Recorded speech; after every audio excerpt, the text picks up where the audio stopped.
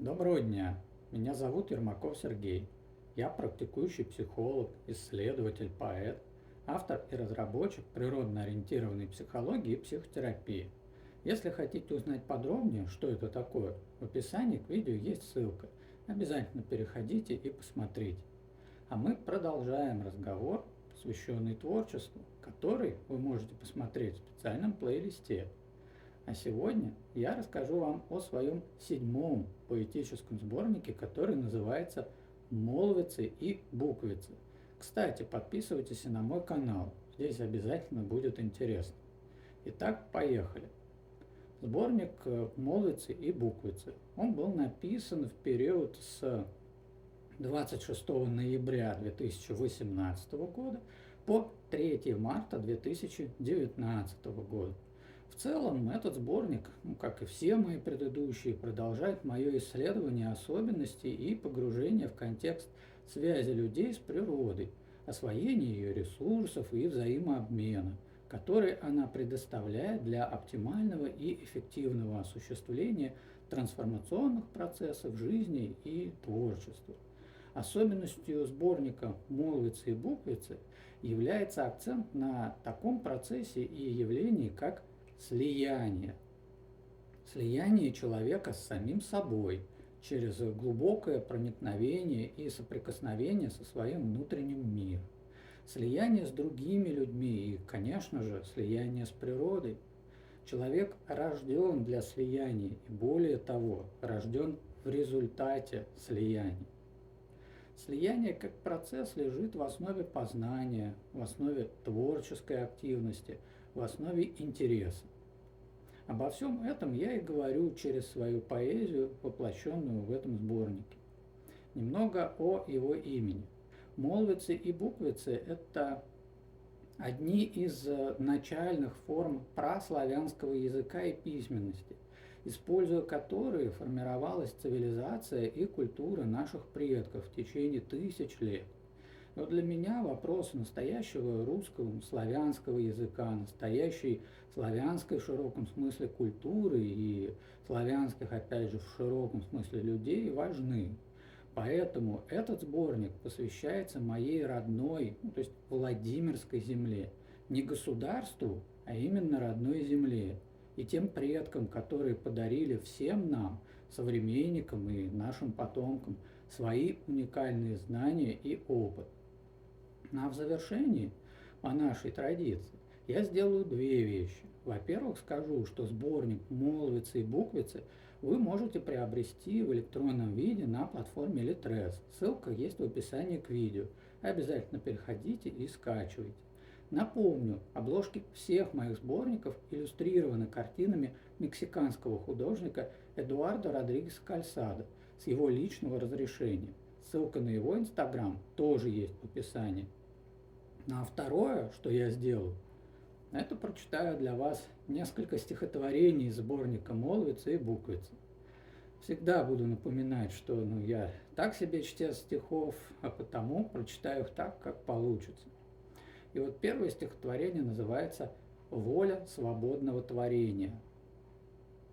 «Исследуя, следуй истово, воле своей роковому порыву, свободой будто ветром ведомый, лучами мыслями разносись по миру.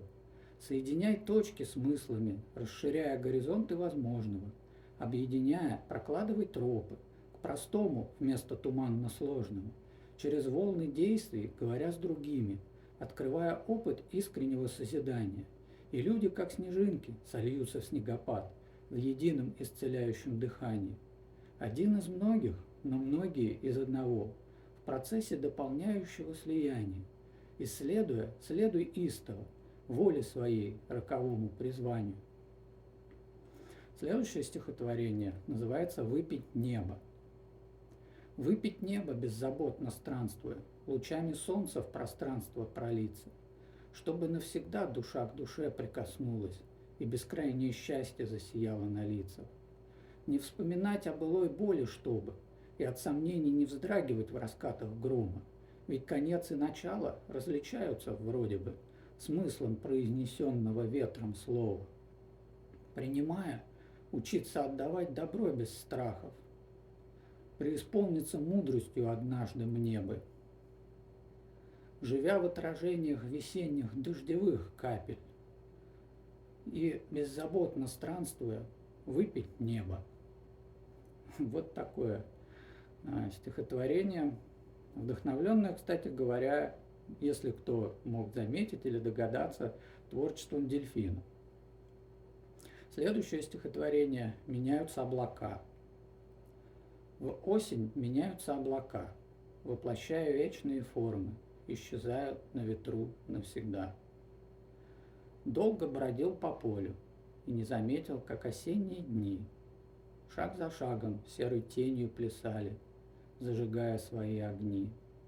Пробудили меня листопады и прохлада дождей сентября. Время пришло, так надо, с летом прощаться пора. Сквозь дымку туманов, что осень приносит, я вдохновение видел в лужах октября. И родная река уже иначе сверкает в ранних сумерках ноября.